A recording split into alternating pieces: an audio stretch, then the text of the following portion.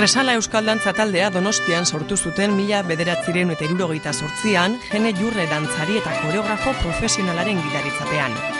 Euskal Dantza oinarri eredua aitzindaria sortu zuten, dantzaren beste adierazpide artistiko batzuk ere euren ikuskizunetan txertatuz. Ordutik hainbat eta hainbat izan dira Kresala Dantza taldeak sortu eta jendaurrean aurkeztu dituen ikuskizunak. Aipagarri dira Iruleak eta Maskarada, Pesta Berri eta Aratustea, Marixe Txotxongiloen baleta edota Seaskalana, antzinako dantza, barrokoa eta garaikidea lotzen dituena. Orain baina aurrekoan ez bezala, umeei zuzenduriko dantza ikuskizun batekin dator Kresala. Abenduaren 26an aurkeztuko dute Donostiako Victoria Eugenian. Formatu txikian dator honako honetan ikuskizuna. 8 dantzarik eta 3 musikarik beteko baitute eszenatokia, Juan Luis Zabala idazleak propio idatzitako testu eta gidoian oinarrituta. Gernikan egin zuten aurre estreinaldia maiatzean eta hona hemen Buba ikuskizunaren aurrerapen bat.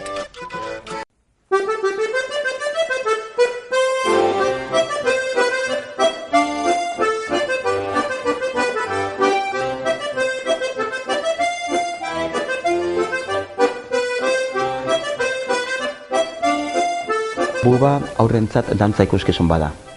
3-6 urte adineko aurra dituzten aurrentzat sortutako ikuskizuna.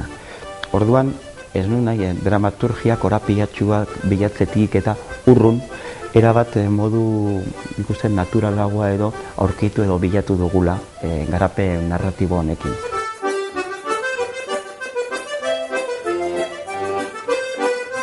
Bere funtsean dantza talde bada. Orduan egiten dituen proposamenak eta egiten dituen lanak lantzen duen generoa euskal dantza da. Orduan hortik aurrera noski proposamen berriak eta ere egiten ditu. Naturaltasun handiz.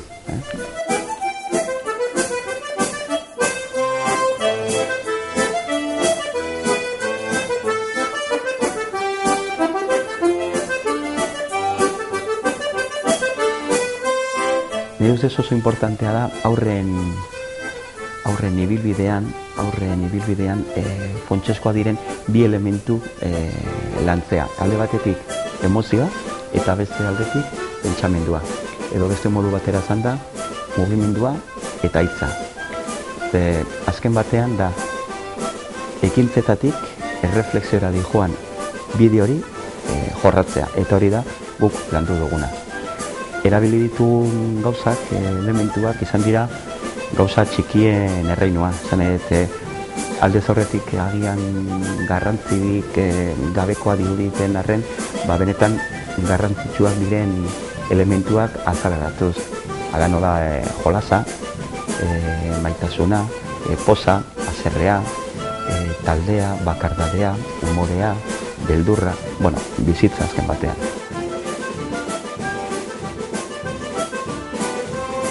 Dauzkagu dantza zatiak eta gero antzerki zatiak.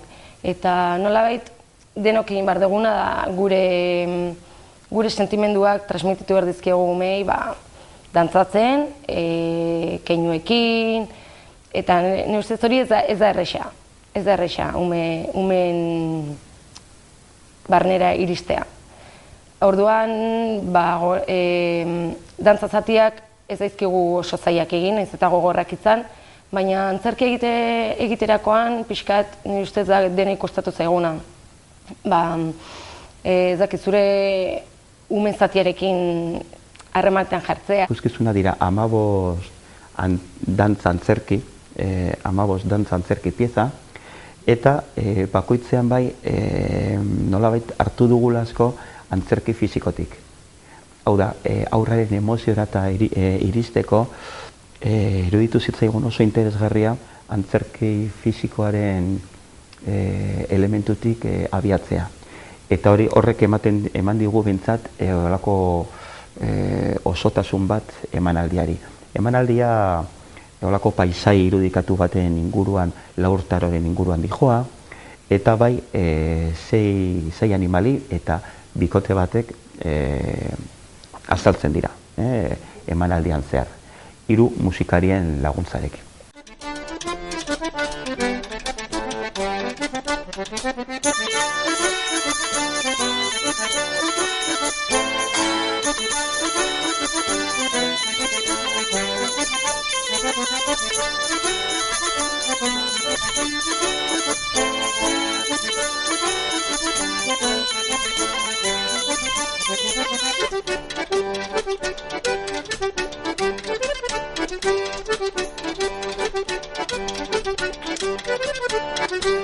Buban sortu egin dute ikuskizunaren musika. Aurrekoetan moldaketak eta bestelakoak egin izan ditu Beñat Raya musika zuzendariak, honako honetan konposizioa ere berea da. Zuzeneko musikaren garrantziaz eta sorkuntzaren nondik norako ez jardun dugu Beñat Raya musika zuzendariarekin. Faustek edukitzen du pixka bat egin nahi duenaren ideia bat, koreografoa edo zuzendari artistikoa den neurrian, eta orduan ari bez, azken kasu honetarako berak rantzidan bi zortziko nahi zituela, dantza bi suletin, zuberako dantzen, maskaradako dantzen edo bere bidoinu edo, eta gero baita ere nahi zuela ari bez, abanera kutsuko doinu bat edo, eta gero baita ere, kasu honetan badaudere antzeztutako zati batzuk, eta orduan hortik aurrera ni hasi nintzen pixkat musika sortzen edo, eta gero pixkat ikusita dantzak ere ze egitura jarraitu behar duen, zenbat esaldi behar dituen, dantza osatu ahal izateko, zenbat errepikapen edo zenbat zati ezberdin eduki behar dituen, horren arabera ere jokatuz joaten zara, eta halaxe.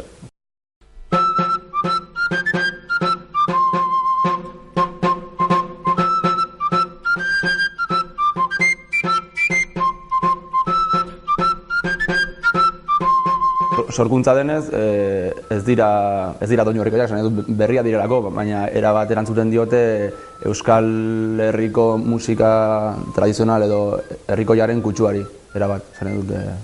Bai instrumentazio aldetik ere, erabiltzen direlako Euskal Herrikoak ditugun instrumentuak, alboka, dultzaina, txistua, trikititxa edo, nez gero gehitu diren ere, adibidez gitarra eta pianoa, pixkat antzoki mailan egiteko asmoa dagoenez, pixka bat ere beste modu batez gorpuzteko edo.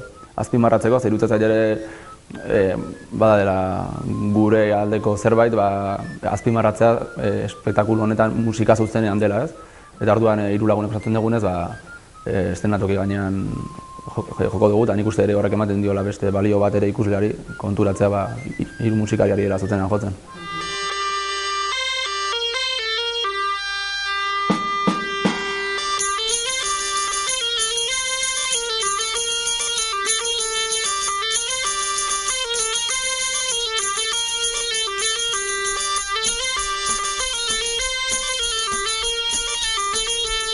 Faustirekin lan egitea oso erraza da. Berak argi daukat zer nahi duen eta nola nahi duen. Eta hori guretzako gauzak asko erretzen dizkigu. Bai uzten dizkigula gauza batzuk lantzen eta gero berak ikusten du, sartuko duen edo ez. Eta nire ustez garrantzitsua da berak daukala paperarekin, lanarekin, horrela izatea nire ustez garrantzitsua da. Bestela denbora galduko genuke eta gauza asko, ez dakit. Baina nire ustez Faustik lan asko erretzen dugula.